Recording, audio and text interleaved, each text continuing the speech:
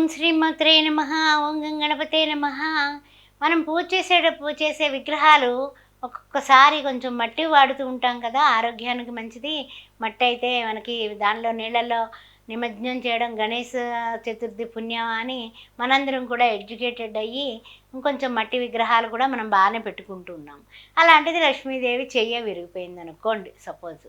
విరిగిపోతే అయ్యయ్యో ఆవిడ హస్తం విరిగిపోయింది, ఎలాగా, ఏం చేయాలి? పడేయాలా, ఉంచాలా?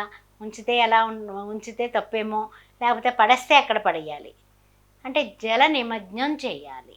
ఏదన్నా విరిగిపోయిన విగ్రహం మట్టిదైతే జల నిమజ్జనమే చేయాలి, ఇంక మళ్ళీ ఇందులో తిరగలేదు. ఆ నీళ్లు తీసి మళ్ళీ పూల మొక్కలకు వేసుకోవచ్చు, తప్పులేదు. అది ఒకటి. రెండు ఏంటంటే కనుక, మనం పూజ చేసే విగ్రహాలు కొన్ని కొన్ని కంచు ఉండొచ్చు, ఇత్తడి ఉండొచ్చు, ఏదో విధంగా ఏ అగ్ని ప్రమాదమో ఏదో కాలిపోవచ్చు.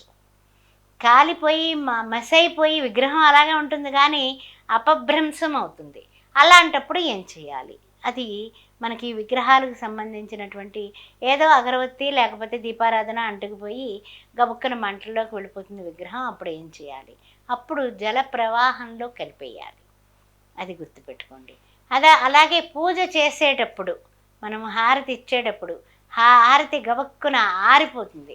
ఆరిపోతే మనం చేసేటప్పుడు విగ్రహం మీద పడిపోతుంది. విగ్రహాలు ఉంటాయి, విగ్రహం మీద హారతిస్తూ ఉంటాము.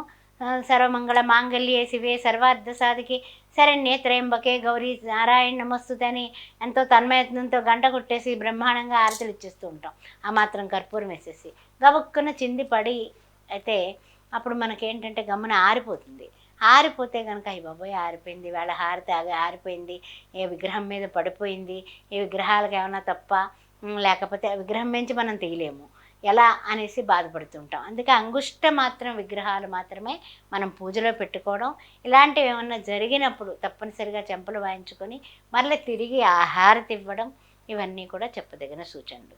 అదేవిధంగా చేసిన పూజలు మనకి ఫలించాలి, ఇలాంటివి జరిగినప్పుడు తప్పనిసరిగా ఏదైనా సరే అగ్ని ప్రమాదాలు కానీ, అనుకోకుండా ఏదైనా మంటలు కానీ చెలరేగినప్పుడు తప్పనిసరిగా మనం పుణ్యవచనం అనేది చేయించుకోవాలి, తప్పదు. ఆ విషయం గుర్తుపెట్టుకోండి.